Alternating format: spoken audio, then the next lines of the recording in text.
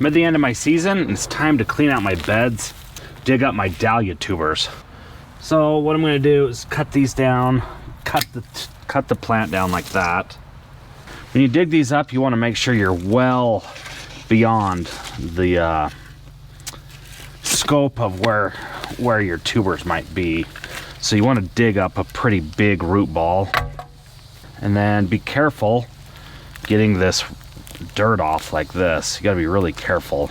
So you just want to get off the dirt like this, okay? So there's what that one looks like. This is Cornell. You can see how big it is. So you don't want to damage anything. So you've got to dig a far bit around the tuber. So I've got this one here. This is Alpine Diamond. Can't say that I loved this one. This was not one of my more favorite ones here. So you want to dig it up like that and be very, very, very careful, because these are your plants for next year. So you don't want to be breaking these, and you want to handle them gentle. Look, about like that, and then we're going to wash off I'm going to wash the dirt off.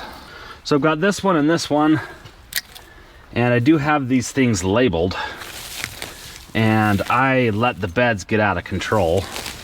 Ended up getting lots of grass and weeds in the bed, because I just let it get out of control. So here's one and there's one. Like I said before, you just want to take your shovel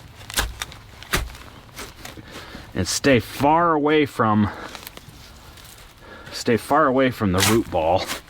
And a lot of people will use a pitchfork for this, and that really kind of technically works better, but I was doing this same thing last year, and the pitchfork that I had broke.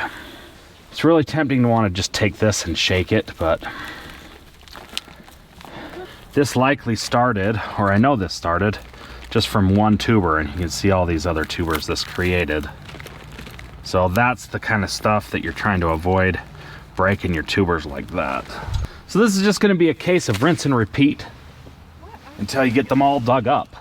I have probably 30, 40, 50 tubers that need to be dug up, and then you dig them up, wash them, and then you store them.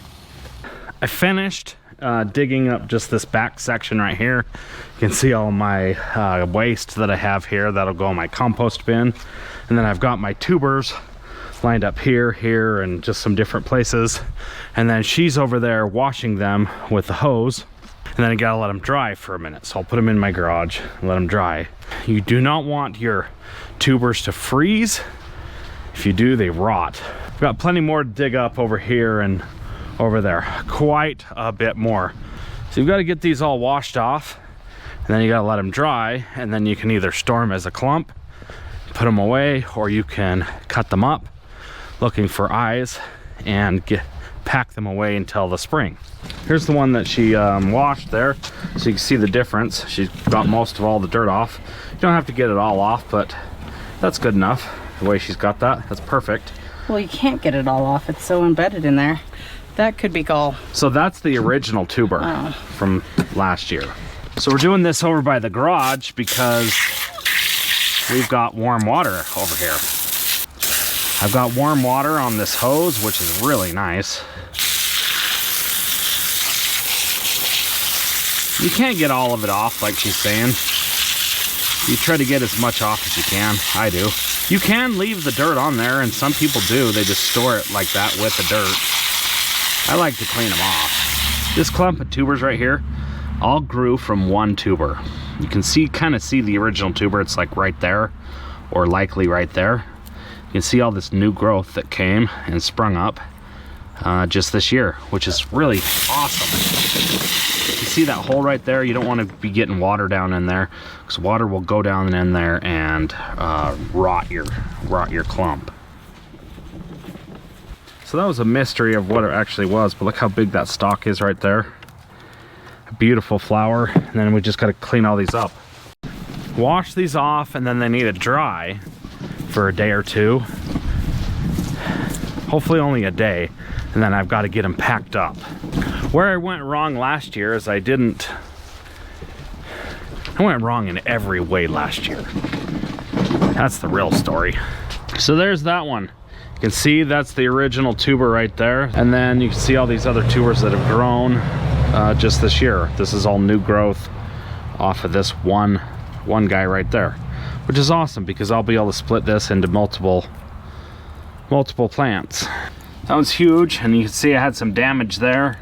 That would have been a pretty decent sized tuber that come off there. That's crazy how big that thing is. So I have a lot more to do. I've probably only done maybe. I really do need to get this part mowed back here for sure. That's definitely long. I'm gonna have to clean up all this crap here. So I've got plenty to do to keep me busy. The problem is it's really cold, so I'm not really not all that motivated to get this done because it's cold. 45 degrees, 40 degrees, high 30s. Not my idea of fun. So much to do, never enough time to do it, basically is the story. I have all my dahlias out of the ground. I put them in these bags after they've dried. So I let them dry for about 2 days after I washed them, maybe only 1 day. And then I put them in these bags if I cannot get to dividing them right away. You don't have to divide these in the fall. You can divide these in the spring, and sometimes it's easier. If you're low on storage space, you can divide them in the fall. And that's the way I like to do it because it really reduces the square footage that these things take up. First thing I like to do is just trim off all of these hairs, all of these miscellaneous roots, anything that's kind of small like this or this. Anything that's not significant, I like to cut off. Like I said, you don't have to do this now in the fall. You can just store them, and I'm going to show you how I store them here in a second. Okay, so that's basically what the tuber clump looks like after you pull it out of the ground and you wash it. And then you're going to cut the stem down to about right there, like that. This is labeled Diva. So you got your tuber clump here. So you want to divide this up into individual tubers, and you can see right here. So this is an eye right here. You can see that bump right there. It's just a little protrusion, a little bump on the tuber.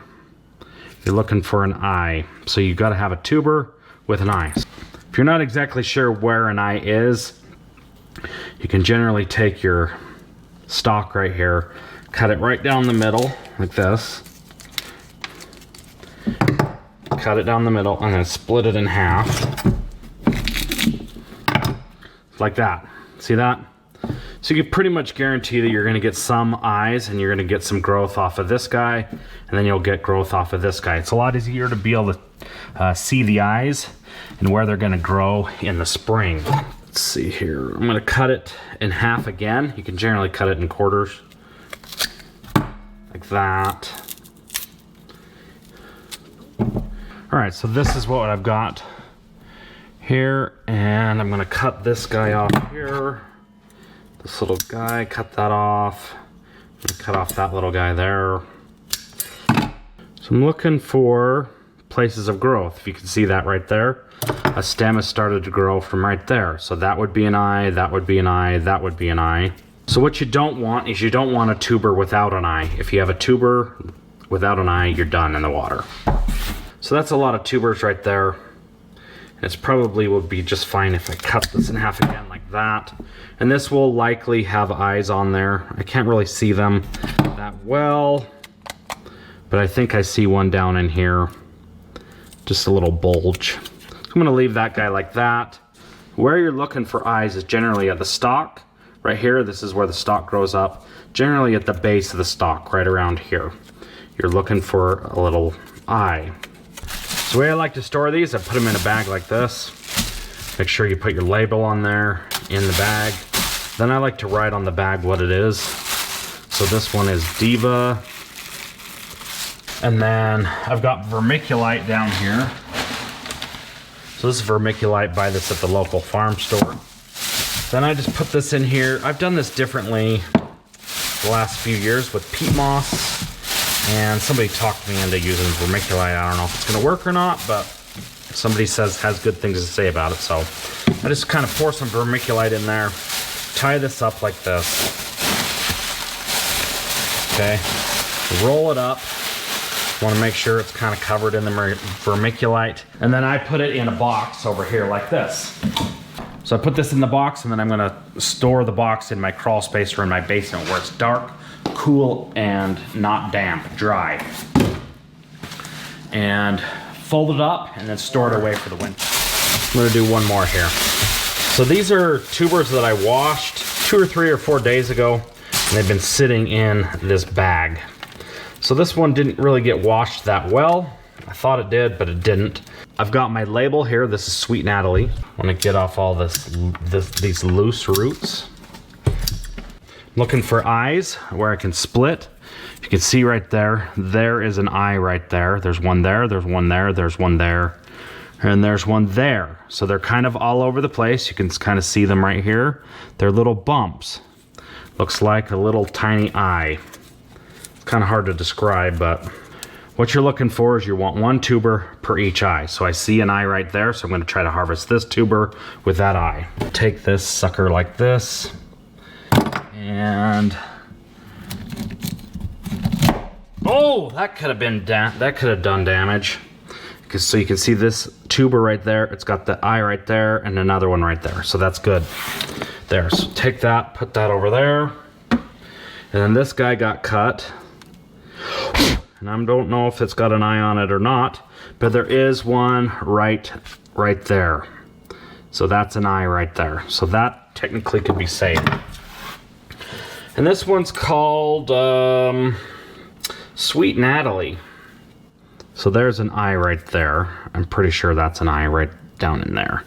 So I'm gonna leave this one as is like that. You wanna make sure you get your labeling right, because that's one of the most frustrating things about dahlias is you think you've got it right and then you don't. So I mark it on the bag, and then I put my tag inside the bag. Tag in there.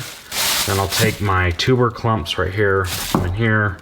So this is technically 1, 2, 3, 4, 5, 6 plants for next year. So I can either give some of these away or keep them all myself. I put the vermiculite in there and tie it up. Then I take this and put this in the bag like that. And I want to fit as many as I possibly can get into there.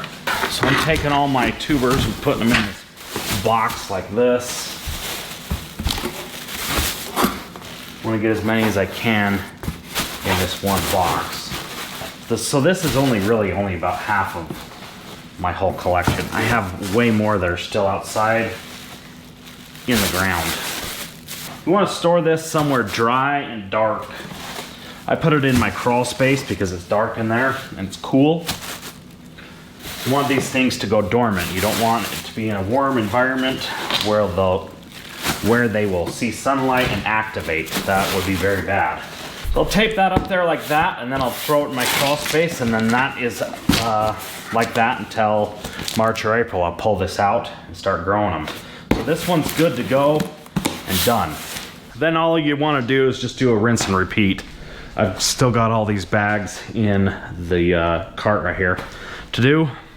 I've still got tubers over here. I have tons of tubers still in the ground, but that's pretty much what you're up to, and that's how I like to store them away. There's lots of different ways to store them. You can wrap them in saran wrap, and you can put them in peat moss. You can put them just in a paper bag. There's all different ways that people do it. This is the way I do it, and I've had decent success with it. You do get some failures every year. So that's gonna pretty well do it for this video. Thanks for watching my videos. I appreciate it, and I will see you guys in the next one.